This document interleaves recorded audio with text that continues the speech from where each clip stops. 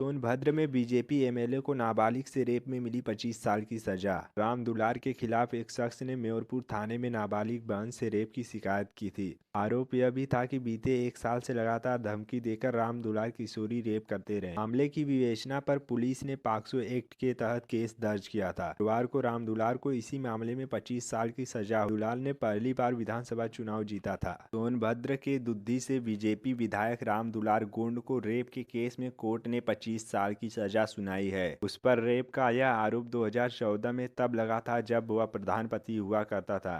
उसकी पत्नी सुरतन रास पहरी गांव की प्रधान थी। जय सिंह गोंड को 6000 से ज्यादा वोटों से हराया था। अब आप ही लोग सोचिए दोस्तों, हमारे देश में महिलाएं अब भी कितनी असुरक्षित हैं। भाजपा सरकार महिलाओं की सुरक्षा के लिए सिर्फ बड़े बड़े वादे ही करता है, लेकिन उसको इस बात से कोई फर्क नहीं पड़ता कि कोई सुरक्षित है या नहीं। जिसका विधायक ही रेपी है उसके राज्य में महिलाएं सुरक्षित है, इसकी क्या गारंटी है। यह घटना 2014 में हुई थी, फिर भी 2022 में राम दुलार को बीजेपी विधायक बनाती है।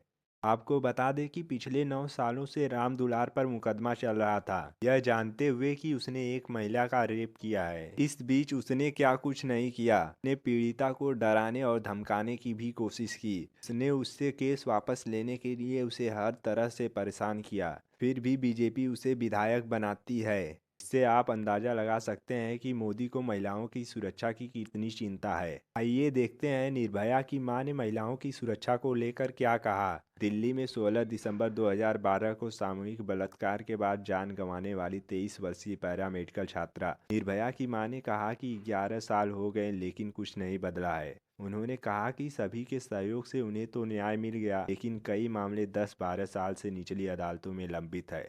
सामूहिक बलात्कार की उस घटना को लेकर देश भर में आक्रोश देखने को मिला था। दक्षिण दिल्ली में चलती बस में 6 लोगों ने छात्रा से बलात्कार कर उसे सड़क पर फेंक दिया था।